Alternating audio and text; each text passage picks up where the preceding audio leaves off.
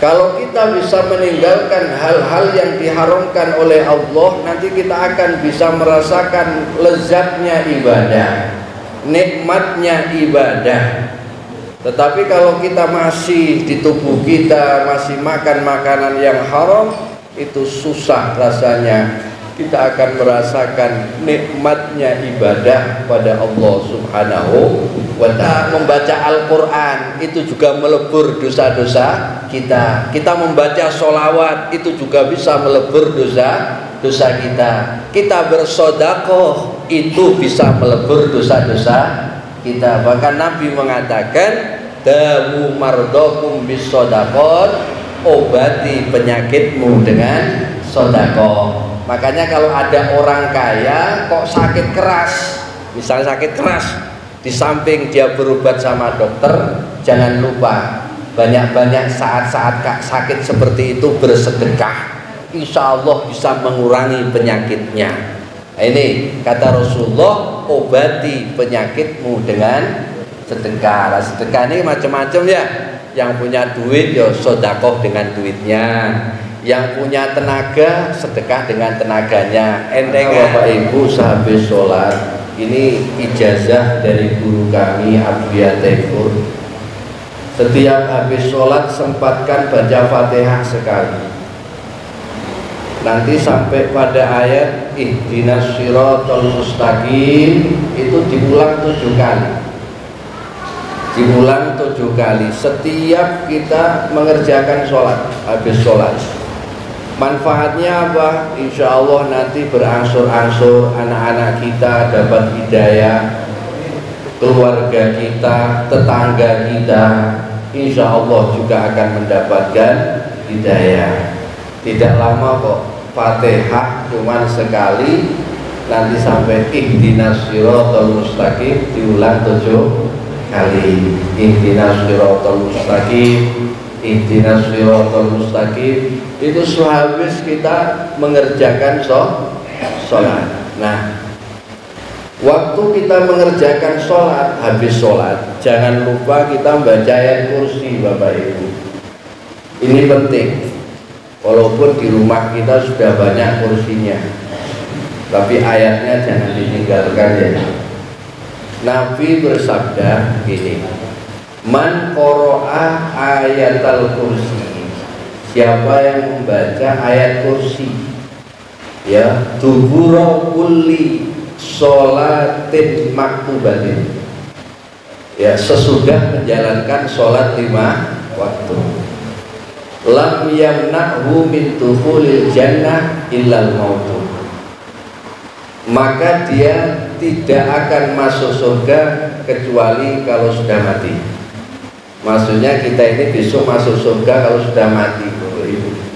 Kalau belum mati belum bisa masuk surga, baru bisa masuk mall. Masuk surga belum ya.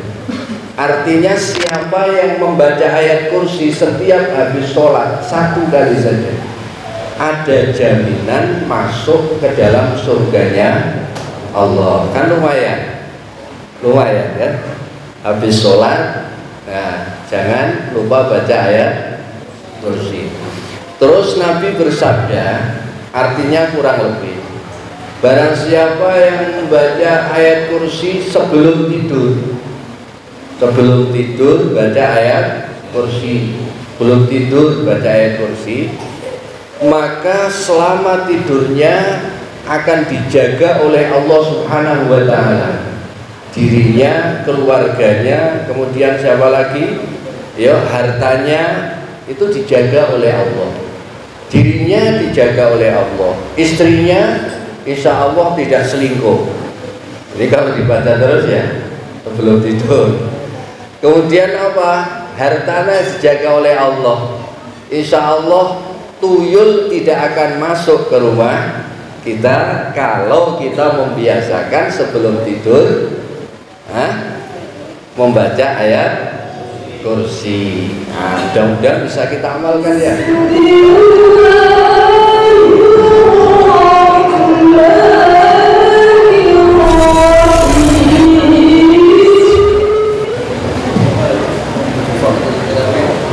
Assalamualaikum warahmatullahi wabarakatuh. warahmatullahi wabarakatuh.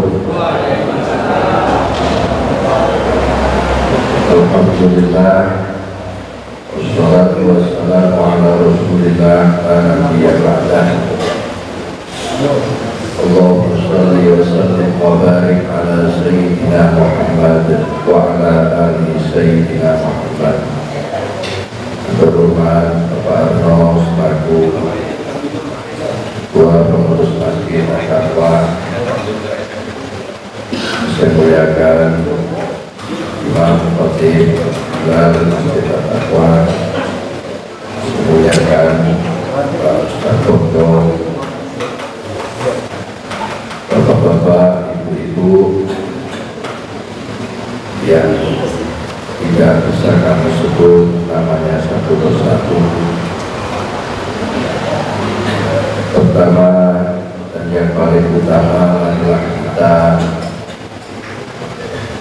memanjatkan puja dan puji syukur kepada Allah Subhanahu wa Ta'ala. Sampai saat ini kita masih diberi nikmat iman Islam. Mudah-mudahan akan terbangun terus nikmat iman Islam ini sampai akhir hayat kita. Sholawat beriring salam kita hadiahkan kepada junjungan kita Nabi Muhammad Sallallahu Alaihi Wasallam, Nabi yang kita harapkan syafaatnya besok pada hari kiamat. Bapak Ibu hadirin yang saya muliakan, semoga perkumpulan kita adalah perkumpulan membahas ilmu, menghidupkan agama Allah. Mudah-mudahan kita semuanya selalu diberikan kesehatan oleh Allah, diberikan umur yang panjang barokah, diberi rezeki yang lancar barokah. Mudah-mudahan kita senantiasa dalam perlindungan Allah Subhanahu wa Ta'ala. Amin ya rabbal alamin. Ala hadhihi niyyah al-Fatihah.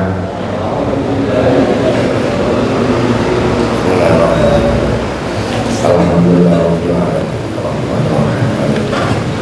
Ya na'budu wa iyyaka nasta'in. Ihdinas siratal mustaqim. Siratal ladzina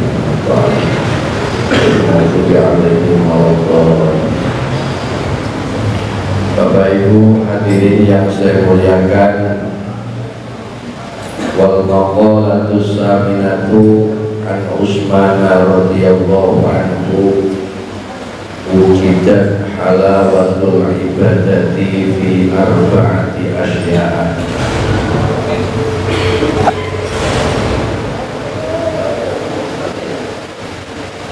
Diriwayatkan dari Sayyidina Utsman radhiyallahu anhu, beliau mengatakan, kamu akan bisa merasakan manisnya ibadah pada 4 perkara.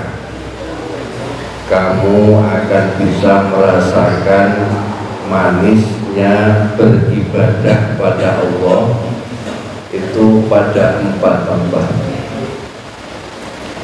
Merasakan manisnya ibadah, terus terang saya sendiri belum bisa, tetapi dengan kita belajar ilmu agama, mudah-mudahan bisa merasakan manisnya iman. Kita kalau minum kopi bisa nikmat, itu karena kita sudah tahu nikmatnya gula. Kita minum teh menjadi enak, itu karena sudah bisa merasakan manisnya gula. Kalau merasakan manisnya gula, tentu minum kopi jadi nikmat, minum teh jadi nikmat. Orang kalau sudah bisa merasakan nikmatnya ibadah, itu juga demikian. Sayyidina Utsman mengatakan yang pertama, awwaluha fi adani faraidillahi yasiriha wa asiriha. Kamu bisa merasakan manisnya ibadah ketika kita melaksanakan kewajiban-kewajiban Allah, seperti kita mengerjakan sholat 5 waktu, baik dalam kondisi susah maupun dalam kondisi senang.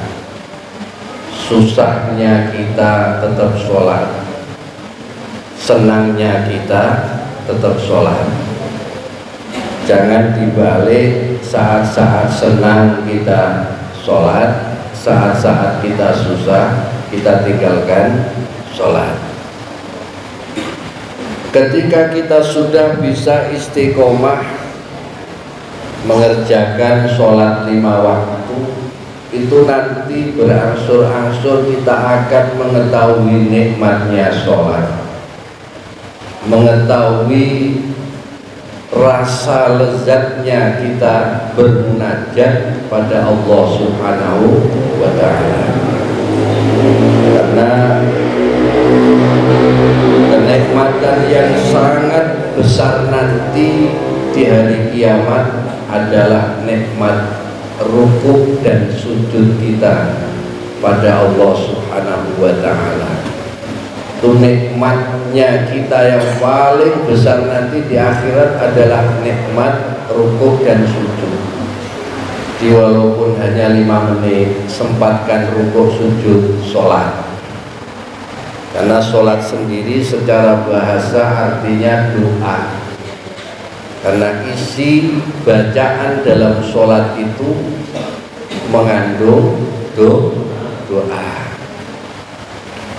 Seperti ya, kita membaca surah Al-Fatihah, ihdinas siratal mustaqim, tunjukkan aku ke jalan yang lurus.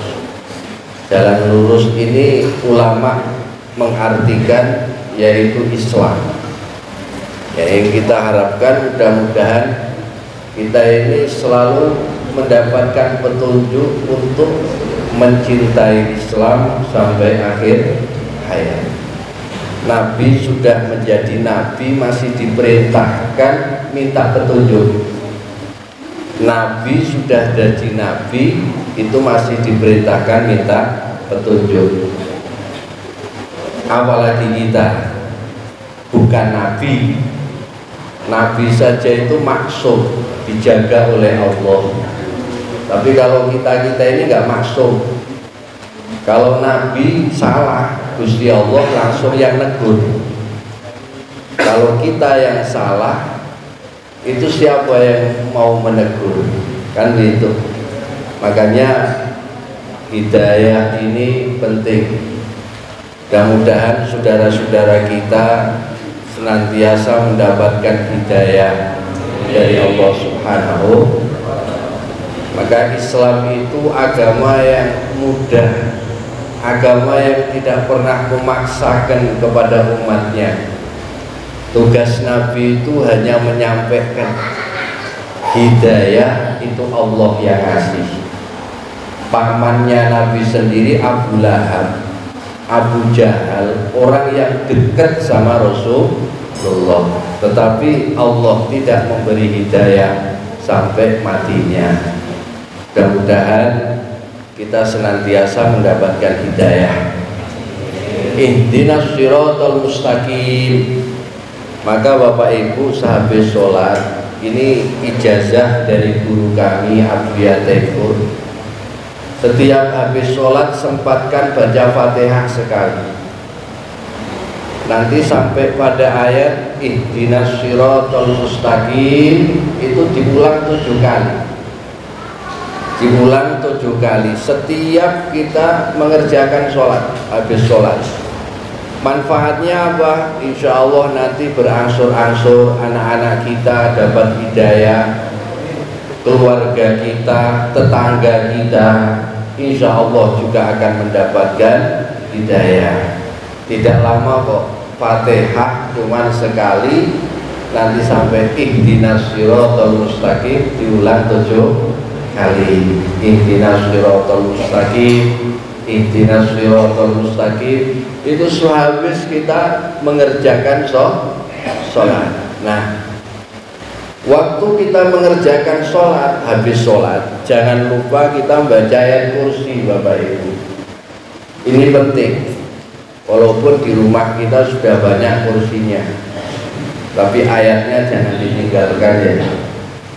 Nabi bersabda gini, man qara'a ayatal kursi, siapa yang membaca ayat kursi, ya, dubura kulli sholatin maktubatin, ya, sesudah menjalankan sholat 5 waktu, lam yamna'hu min dukhulil jannah illal mautu, maka dia tidak akan masuk surga kecuali kalau sudah mati. Maksudnya kita ini besok masuk surga kalau sudah mati, Bapak Ibu. Kalau belum mati belum bisa masuk surga, baru bisa masuk mall. Masuk surga belum ya. Artinya siapa yang membaca ayat kursi setiap habis sholat 1 kali saja, ada jaminan masuk ke dalam surganya Allah. Kan lumayan kan? Habis sholat, nah, jangan lupa baca ayat kursi. Terus Nabi bersabda, artinya kurang lebih, barang siapa yang membaca ayat kursi sebelum tidur baca ayat kursi, belum tidur baca ayat kursi, maka selama tidurnya akan dijaga oleh Allah Subhanahu wa ta'ala, dirinya, keluarganya, kemudian siapa lagi? Ya, hartanya itu dijaga oleh Allah, dirinya dijaga oleh Allah, istrinya insya Allah tidak selingkuh. Ini kalau dibaca terus ya sebelum tidur.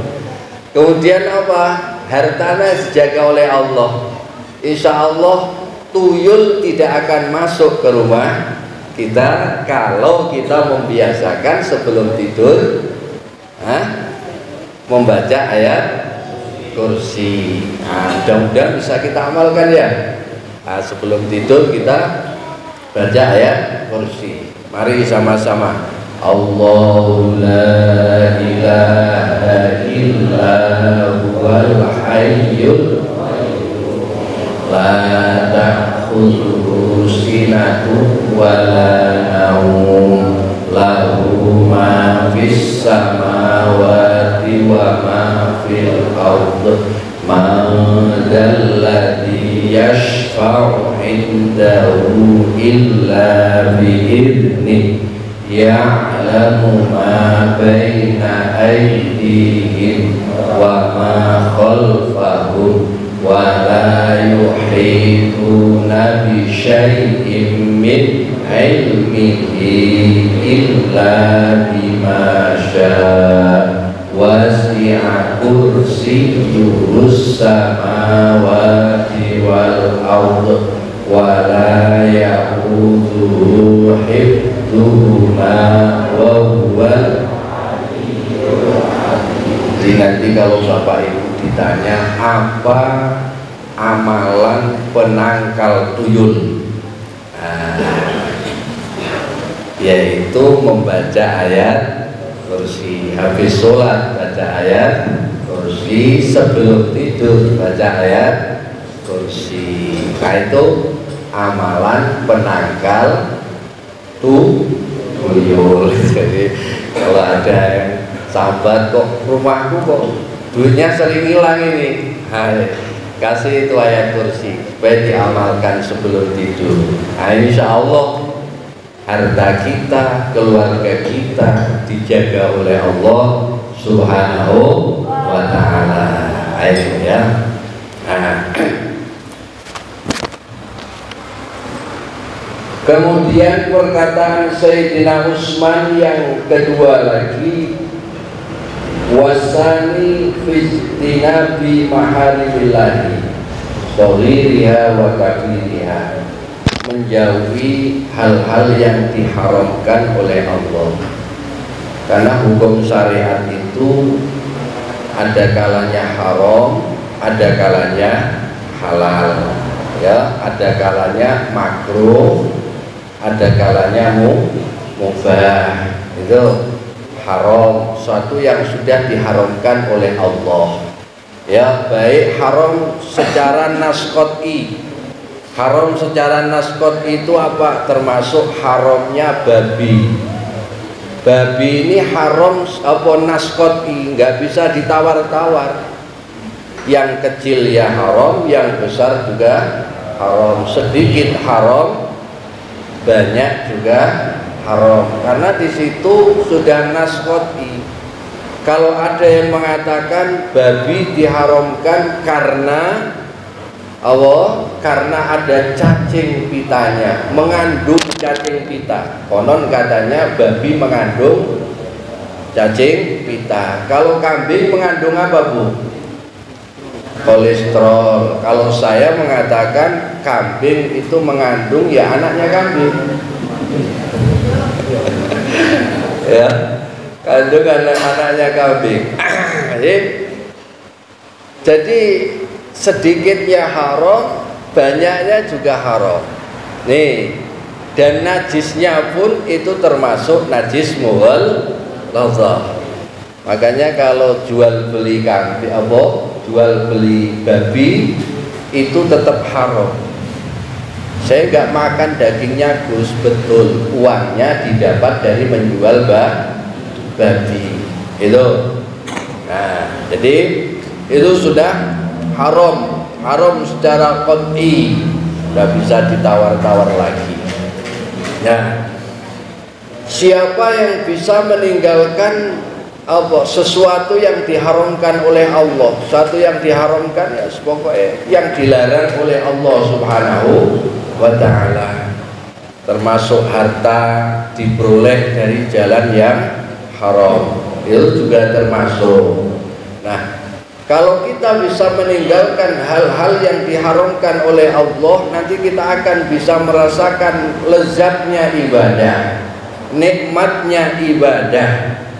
Tetapi kalau kita masih di tubuh kita masih makan makanan yang haram, itu susah rasanya kita akan merasakan nikmatnya ibadah pada Allah Subhanahu wa ta'ala.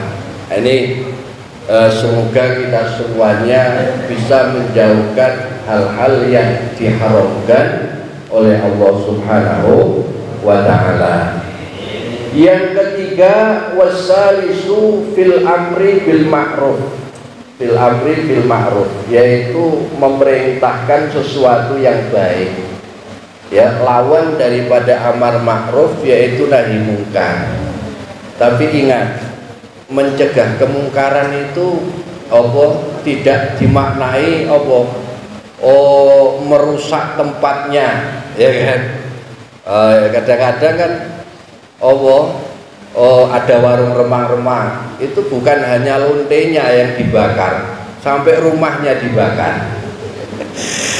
Begini ya, kalau kita kepingin menyelamatkan lonte, kira-kira pengen enggak Pak Muldoko? Pengen deh. Jadi begini, di zaman Nabi dulu ada orang itu sedekah. Nah, sedekahnya itu aneh. Ada lonte itu disedekahi, ada lonte disedekahi, ditegur sama temennya, ya, ditegur sama temennya, apa tujuanmu bersedekah kepada lonte? Dia punya niat, punya misi, mudah-mudahan dengan aku bersedekah ini duit halal ya dari saya, semoga lonte nanti bertaubat pada Allah. Tapi cukup sedekahnya saja, jangan diteruskan. Ya, saya ini sedekah 100 ribu, malah diajak masuk nang kamar. Ini sudah bab lain. Sedekah Jadi begini, kalau mau menyelamatkan lonte itu mohon maaf ya, jangan hanya diusir, tetapi ada orang-orang yang peduli memberikan lapangan pekerjaan supaya mereka berhenti. Dan ini alhamdulillah sudah ada orang-orang yang demikian, sampai sekarang dia berhenti, dikasih pekerjaan.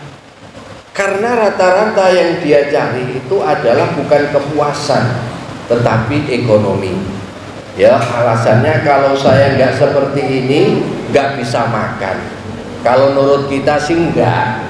Wong kita anak kecil saja dulu. Anak kecil itu kan nggak pernah susah, senang terus kan. Main terus, habis main makan. Ada yang nanggung enggak? Siapa yang nanggung? Orang tuanya kan? Iya. Kalau sebatas makan, insya Allah bisa. Tetapi itu karena lemahnya iman ataupun karena terpengaruh dengan lingkungan. Maka lingkungan ini sangat berpengaruh sekali. Nah, mudah-mudahan lingkungan kita lingkungan yang bisa mengingatkan kita pada Allah Subhanahu. Nanti Bapak Ibu kalau ketemu lonte sedekah ya. Bu. Iya. Saya berkali-kali kalau ketemu lonte ini bukan saya sombong, tapi tahadus bin nikmah. Kalau ketemu lonte itu tetap saya sedekahi. Ya, mohon maaf, ada kadang nyampaikan ke saya, Gus, saya punya tetangga masih seperti ini, suka menjual pribadinya. Kadang-kadang saya titipi entah 50.000, entah 100.000, tolong kasihkan ke dia. Saya niat mudah-mudahan dengan duit saya yang halal ini dia bertaubat pada Allah. Nah, jadi sedekah itu bukan hanya tertuju satu orang, ya, sampai lonte disedekahi. Ada lagi di zaman Rasulullah lagi orang sedekah sama maling. Ini susah Pak ya. Rata-rata kalau ketemu maling itu langsung dibunuh. Padahal cuman maling ayam. Sementara yang korupsi triliunan tidak berani membunuh ya. Betul nggak kira-kira? Jadi Bapak Ibu yang kehilangan sawit mungkin dalam batas-batas yang wajar lah. Ya sudahlah, ikhlaskan saja gitu aja. Tapi kalau terus-terusan ini umpama dicekel nggak apa-apa. Nah, syukur-syukur nih saya kasih sedekah ya, supaya kamu nggak maling lagi. Itu lebih bagus. Ya. Karena kita tidak tahu perjalanan manusia itu rahasia Allah. Ya, dulu banyak yang jadi wali-wali besar itu seperti Sunan Kalijogo itu mantan preman besar, tapi begitu taubat jadi walinya Allah. Sekarang kondang namanya Sunan Kalijogo. Sunan Kalijogo, kali itu ya apa? Sungai. Beliau ini saking cintanya kepada guru, ditugasi menjaga sungai, sampai-sampai gurunya sudah lupa. Tapi beliau masih ada di situ, tidak berani beranjak dari tempat situ sampai gurunya mendekati beliau. Ingat gurunya. Ini barokah dari mencintai guru jadi walinya Allah Subhanahu wa ta'ala. Mantan preman. Banyak itu mantan preman jadi wali. Ini rahasia Allah. Tetapi orang soleh seperti Bal'am itu hidup di masa Nabi Musa. Oh, Nabi Musa itu orangnya keras, sekali nabok itu langsung mati. Orang Kipti itu ditabuk sama siapa? Nabi Musa itu langsung mati.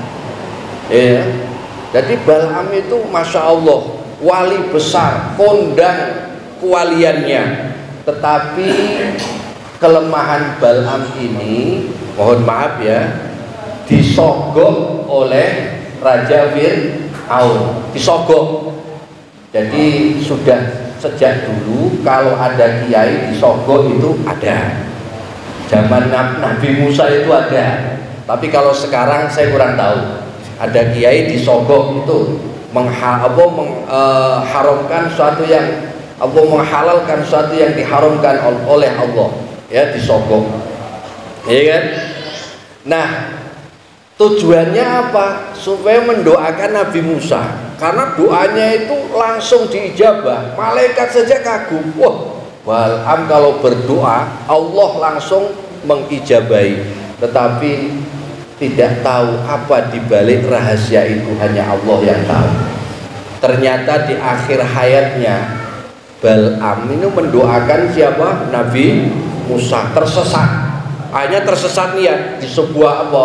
Di sebuah pegunungan apa? Di sebuah gua. Ya tersesat. Tetapi apa? Balasan dari Bal'am tadi, mati dalam keadaan tidak membawa iman. Makanya Pak Majid ini nggak ada jaminan. Wallahi nggak ada jaminan. Nanti bagaimana akhir hayat saya, tidak ada jaminan. Tetapi barokah kita ngumpul-ngumpul seperti ini kan saling mendoakan. Ya, mudah-mudahan di akhir hayat kita dalam keadaan membawa iman. Bawa apa, Pak? Nah, enggak bawa istri loh. Kalau istri ditinggal, yang dibawa iman. Bayangkan itu, Masya Allah. Jadi betapa pentingnya kita memohon petunjuk hidayah pada Allah Subhanahu wa ta'ala. Ini Bapak Ibu hadirin yang saya muliakan. Jadi Sayyidina Utsman mengatakan memerintahkan suatu yang baik. Ya, suatu yang baik itu apa? Wa huwa kullu ma ya yuhsinu fi syar'i. Sesuatu yang dianggap baik menurut syariat. Sesuatu yang dianggap baik menurut syariat. Ini kita menganjurkan. Contoh, ngaji ini baik ya? Baik. Kalau kita ajak-ajak boleh enggak? Boleh. Dianjurkan. Mengajak kepada kebaikan, diajak. Seandainya belum mau enggak apa-apa, didoakan saja. Kan itu. Ayo ngaji, ayo ngaji. Ya kan? Kalau Bapak bisa membawa satu orang untuk hadir di majelis ilmu sampai dia menjadi orang baik, ini jariah Bapak Ibu semua nanti akan mengalir terus. Nih, karena pengajian juga perlu dipromosikan. Wong sekarang kejahatan saja dipromosikan, betul nggak? Judi online itu dipromosikan nggak? Pak, judi online dipromosikan nggak? Iya. Orang-orang yang senang situ kan promosi. Kemaksiatan saja dipromosikan. Masa kita mau pengajian kalau promosi itu tidak boleh? Padahal itu dianjurkan. Pokoknya tiap-tiap kebaikan, walaupun diri kita itu kurang baik, ya, tetapi ketika kita mengajak suatu kebaikan, kebaikan itu tetap diganjar oleh Allah. Misalnya begini, saya Pak Majid ini kelakuannya nggak baik, lalu Pak Harno nyuruh, Pak Majid hari Jumat tolong khutbah Jumat di Masjid At-Taqwa.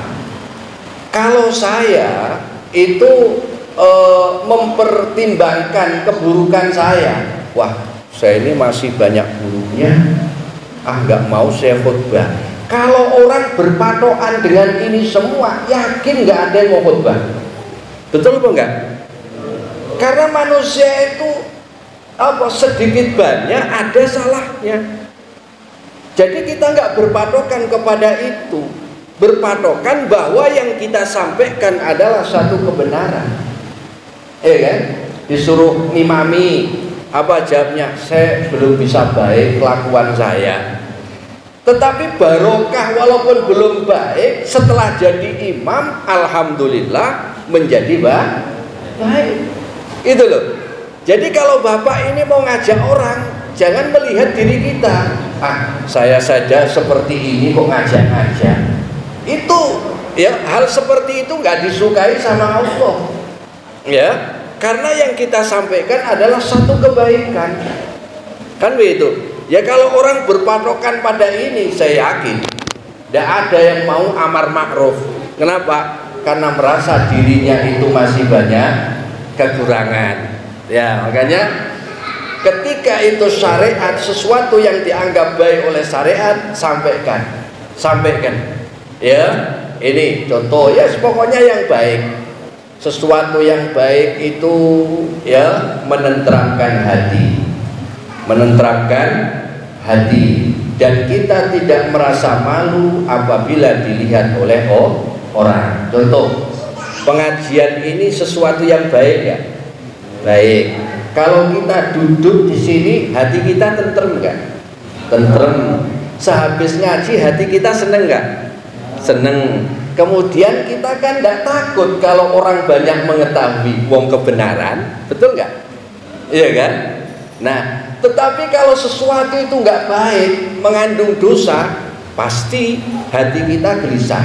Contoh, Pak Majid gandeng bojone wong. Niki teng ati anteng napa mboten? Anteng nggak? Mesti takut toh? Nggih mboten?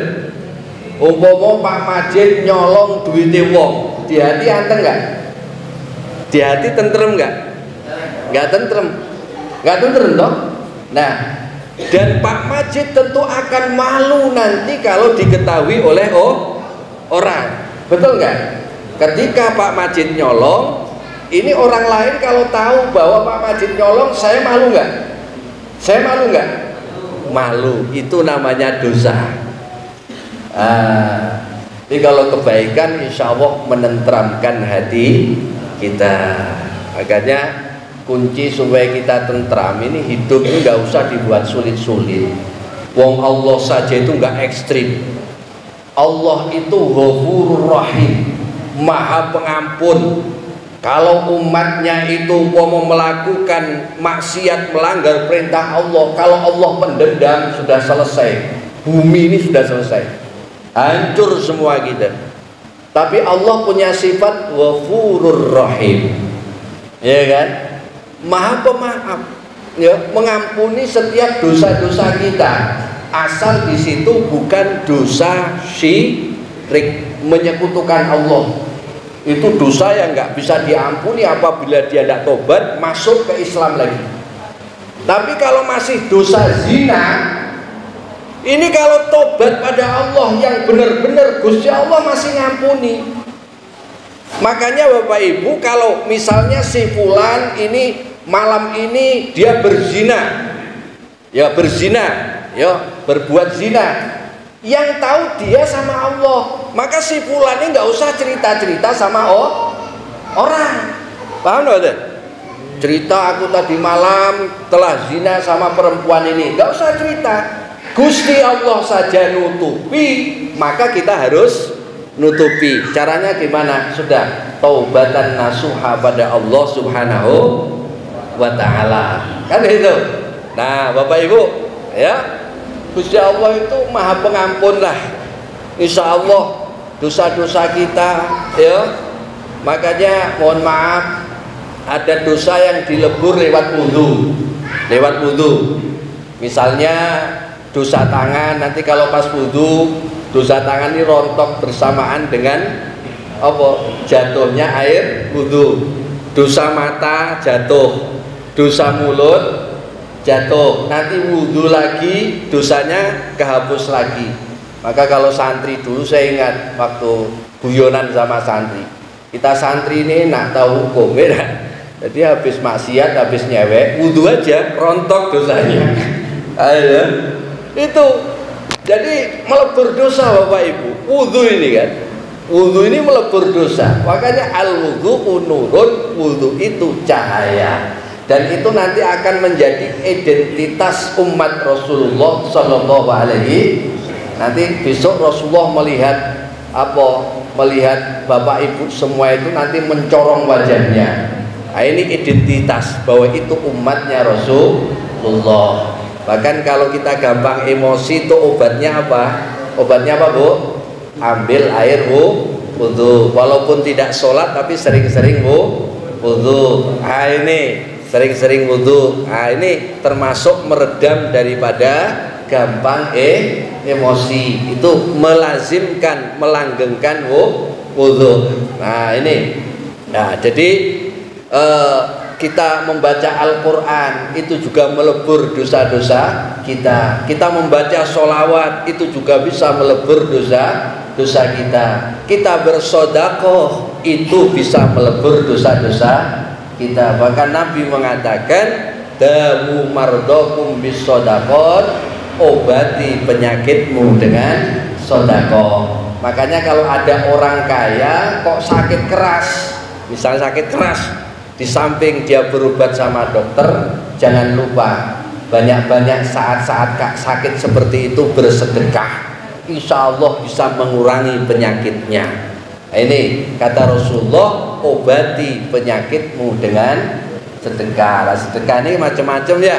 Yang punya duit ya sedekah dengan duitnya, yang punya tenaga sedekah dengan tenaganya. Entengan ada kawannya jatuh, ya dibantu, ya langsung dibantu.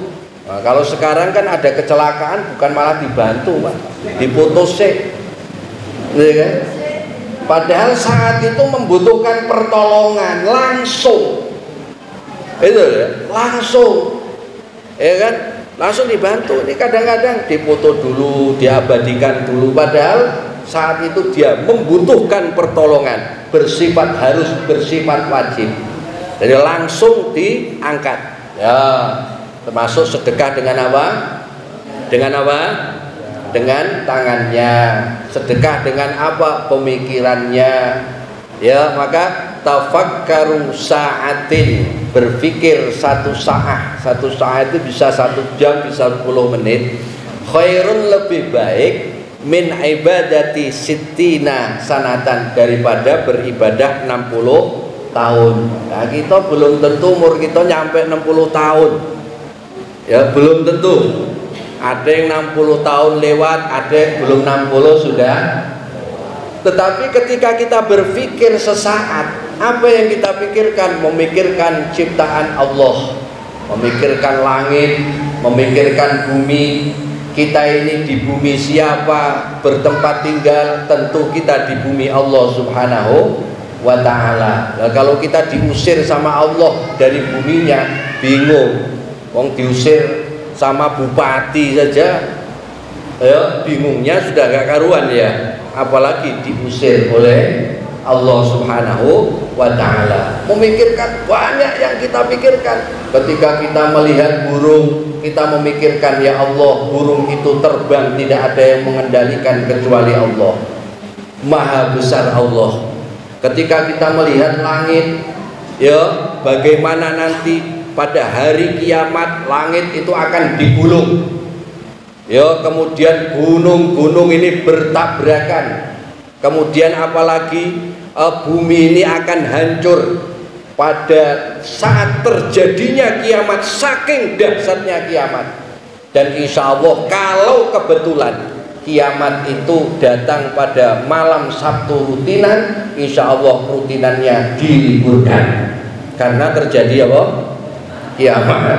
Tapi mudah-mudahan sepanjang ada yang masih mengumandangkan azan, sepanjang masih banyak pondok-pondok pesantren, sepanjang masih banyak majelis-majelis ilmu yang membahas ilmunya Allah, mudah-mudahan kiamat belum segera datang. Amin. Kiamat belum segera datang. Amin. Ya Rabbal alamin. Itu kalau paranormal itu meramal, itu terserahlah. Dukun meramal. Jadi kalau ada dukun meramal itu kita ya boleh percaya, tapi jangan terlampau meyakini. Dukun meramal itu kadang-kadang bisa benar, Bapak Ibu. Karena dulu yang meramal Rasulullah jadi nabi itu seorang dukun. Seorang apa? Seorang kiai, tapi juga punya ilmu perdukunan, meramal bahwasanya Nabi Muhammad itu kelak akan menjadi nabi dan Rasul. Itu diramal. Jadi kalau dukun ini kadang meramal itu kadang-kadang benar, Pak Ustadz Boncong. Iya kan? Dukun meramal, tapi ya jangan terlampau percaya-percayalah. Yang repotnya kalau meramal bulan depan kamu mati. Wah, ini repot itu. Sehingga sebulan itu apa kerjanya libur sholat terus. Ada orang kan diramal sama dukun katanya 1 tahun lagi mati gitu. Selama 1 tahun itu, wah, Masya Allah, takutnya luar biasa. Ya semua kita serahkan pada Allah Subhanahu wa ta'ala. Ini Masya Allah, Bapak Ibu hadirin yang saya muliakan. Kemudian yang keempat, ya, ketika kita bisa merasakan manisnya ibadah, ya, merasakan manisnya ibadah, wabtigha'i sawabillah, ya mencari pahala dari Allah Subhanahu wa taala. Jadi tujuan kita ini ya mencari ridhonya Allah, mencari pahala dari Allah. Memang pahala ini tidak nampak. Tidak nampak. Kita mengaji pahalanya nggak nampak, tapi besok di akhirat dinampakkan oleh Allah. Kita sholat di masjid pahalanya nggak nampak, besok dinampakkan oleh Allah Subhanahu wa ta'ala.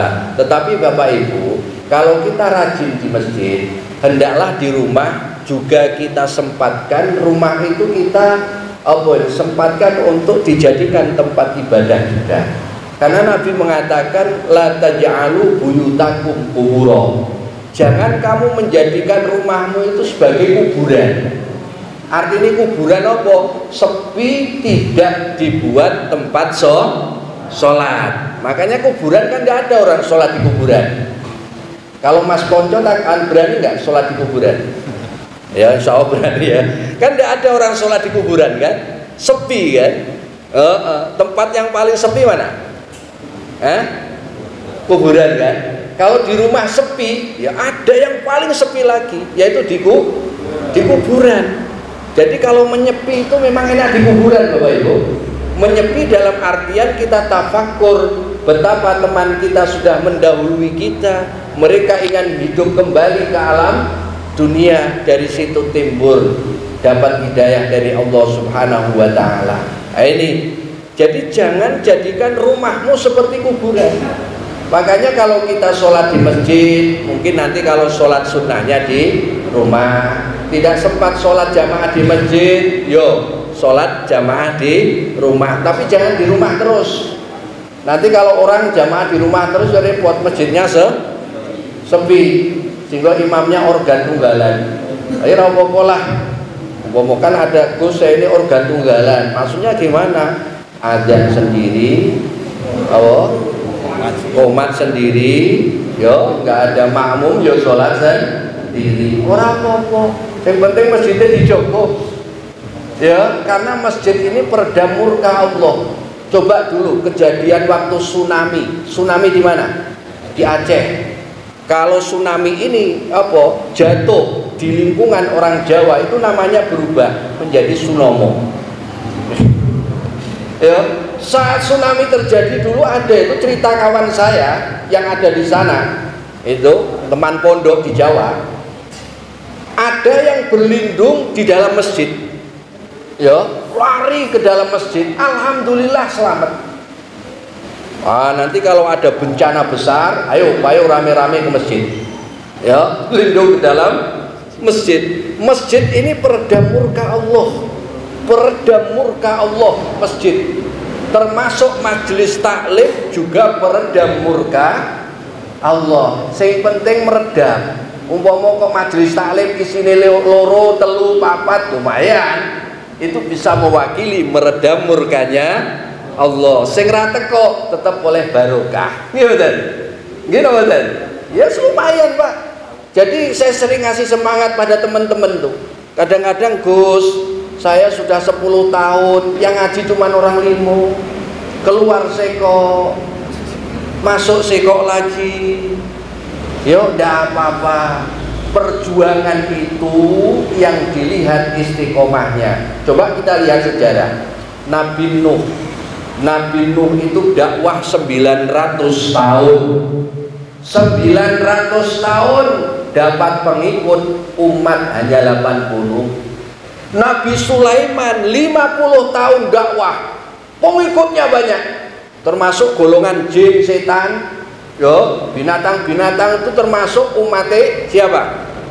Nabi Sulaiman. Sampai semut saja itu bisa bicara dan Nabi Sulaiman mendengar. Nabi Sulaiman itu diberi mukjizat oleh Allah. Kalau yang menggunjing Nabi Sulaiman itu suara gunjingannya diantar oleh angin. Sehingga Nabi Sulaiman langsung tahu, ini yang gunjing saya si A. Lah itu mukjizat Nabi. Kalau kita dikasih seperti itu sama Allah, bahaya nanti. Betul nggak kira-kira? Betul nggak? Oh iya. Itu kalau kita tandanya gini. Kalau telinga kita berdenging, kita sering nggak telinganya berdenging? Sering ya. Umumnya kita kalau telinga berdenging itu kita niup, ini apa? Tangan kita genggam, kita tiup.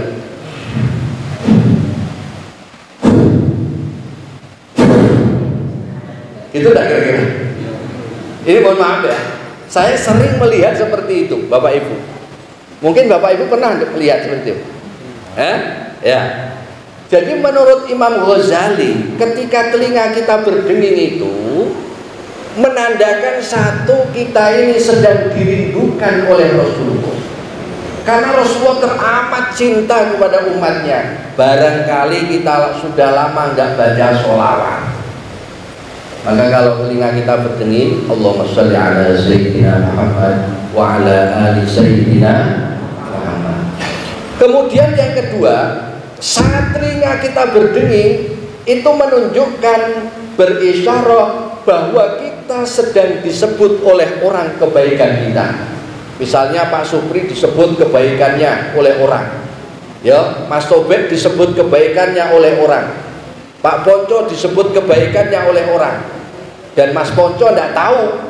Nah, tandanya telinganya berdenging. Maka saat itu kita dianjurkan berdoa, pakai bahasa kita tidak apa-apa. Ya Allah, berikan kebaikan pada orang yang menyebutku kebaikan. Berikan kebaikan pada orang yang menyebutku kebaikan. Nah, jadi so kalau telinga kita berdenging yang biasa seperti ini ya, itu diganti dengan apa? Pertama sholawat, yang kedua berdoa sebagaimana yang saya sampaikan tadi. Nah, ini penting Bapak Ibu ya. Mudah-mudahan karena kita hidup itu berlandaskan ilmu, insya Allah kita ini beramal ini gak usah banyak-banyak. Saya sendiri pun tidak bisa kok. Kalau harus semua syariat Islam dikerjakan, nggak bisa. Kadang-kadang ya sholat sunnah, kadang ya udah, betul lah, ya kan?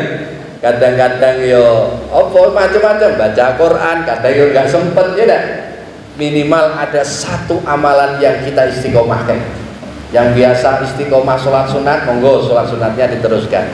Yang biasa istiqomah ngopo, kalau bicara nggak nyakitin orang, diteruskan, ya kan? Yang biasanya sedekah, teruskan. Yang biasanya baca Quran, teruskan. Yang biasanya baca sholawat, teruskan. Maksudnya diistiqomahkan. Ada satu amalan yang kita pegang dan itu istiqomah. Insya Allah itu lebih disukai oleh Allah daripada banyak tidak istiqomah.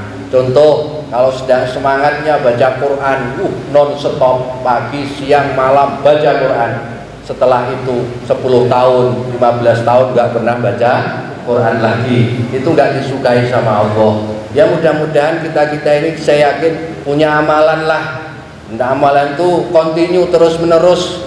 Makanya ya dakwah Wali Songo mohon maaf ketika melihat orang yang masih bergelimpangan dosa, itu Wali Songo di zaman dulu dakwahnya melihatnya dengan penuh pandangan kasih sayang, bukan malah dibenci, bukan malah dijauhkan. Bapak Ibu, kalau Bapak melihat orang yang ahli maksiat, jangan ada rasa dongkol di dalam hati. Jangan kita mengatakan benci, bahkan kita meludah di hadapannya. Jangan.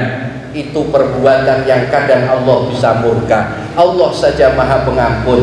Belum tentu hari ini dia bergelimpangan dosa, 10 tahun kemudian dia jadi orang baik. Sebaliknya, yang tadi orang yang mungkin berilmu, tapi karena kesombongannya Allah tidak ridho menjadi orang yang tidak baik di hadapan Allah Subhanahu wa ta'ala. Maka saya ya di dalam menghadapi orang-orang yang masih jauh-jauh dari agama, insya Allah dengan pandangan kasih sayang, itu ngikut daripada dakwah para ulama terdahulu.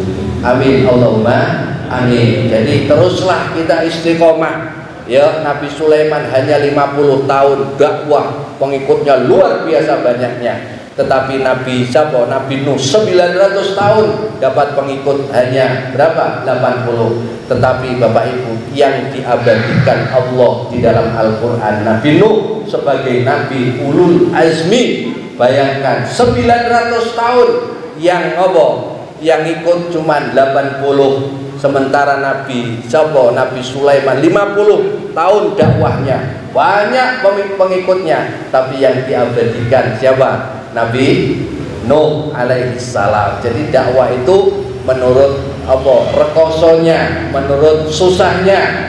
Ya, semakin banyak susahnya insya Allah. Bahkan ada teman saya di Papua, dakwah di Papua itu masya Allah, Jumatan hanya orang 3 pernah.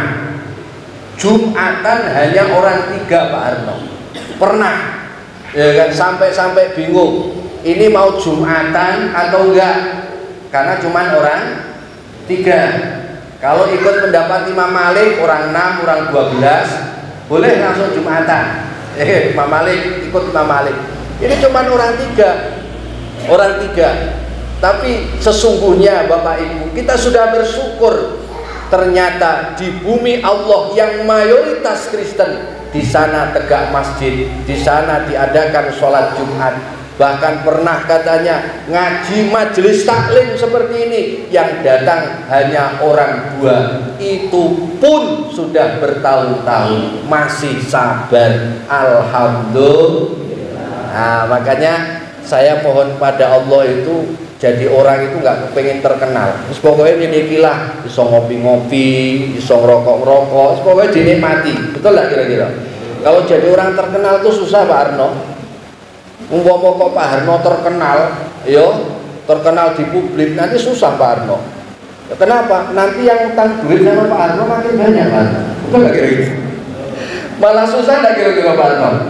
Susah. Jadi enak, dan jadi orang terkenal biasa-biasa, ya kan? Terkenal itu bukan satu jaminan.